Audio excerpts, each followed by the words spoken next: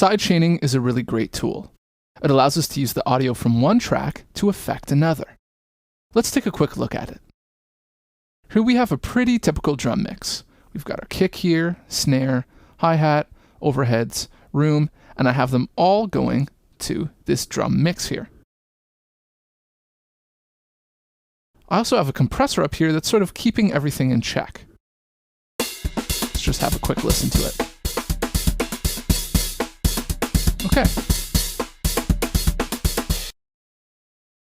Below the compressor, I have this gate plugin. Let's click on it to open it up.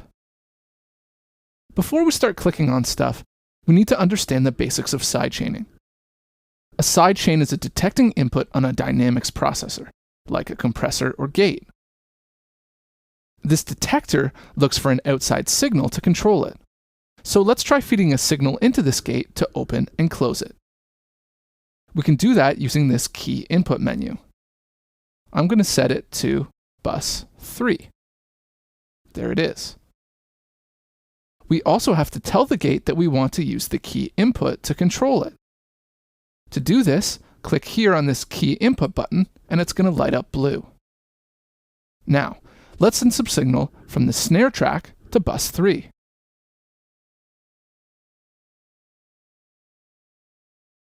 Okay, there we go.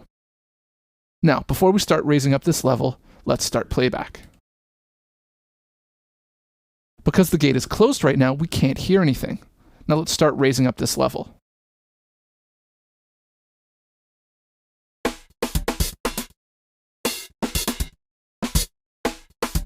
You can hear the gate open up, allowing the entire mix to come through, but only when the snare is hit. You might be asking yourself, why would anybody want to do something like this? Well, maybe the snare was too harsh of an example. Let's stop for a second. Now, let's move this over to our hi-hat track. And now let's try playback.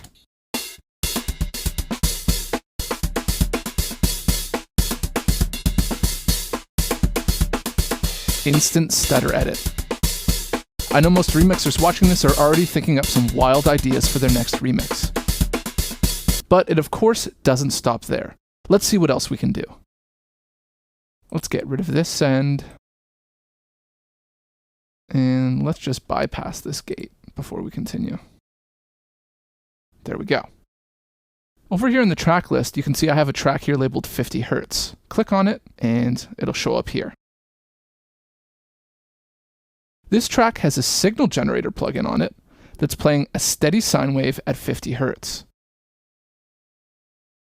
After that, we have another gate.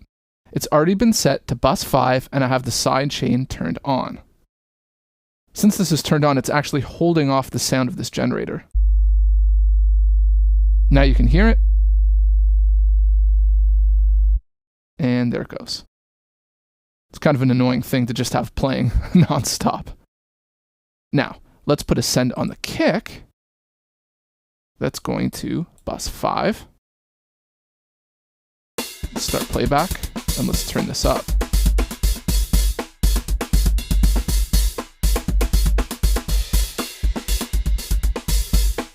Now when the kick drum fires, it's going to signal the gate to open, allowing the sound of that 50 Hz signal generator to come through.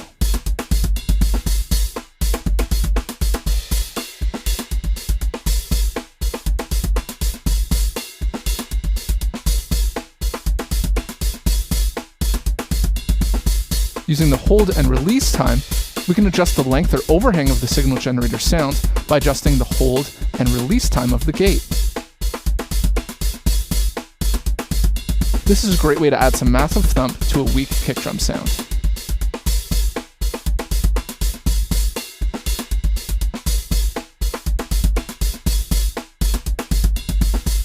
Let's just mute that for now. Any rhythmic signal is actually great to use as a sidechain. A really common thing to do in house music and dance music is to sidechain a bus or master compressor with another rhythmic source. Okay, let's start by making a click track. There we go. Let's just set it to no output, so that way we won't hear it at all. Now, Let's create a send here that points to bus 6 and just fire it up. Now, open up the compressor on the drum mix track.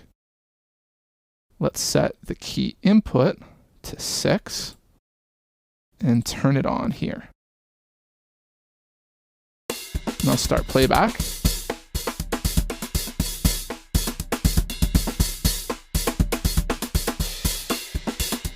As we mess with this level, you can really hear the drum track pump and breathe. Sidechaining is a great way to add some cool dynamics and rhythm to your music. Now that you know how to use it, give it a try.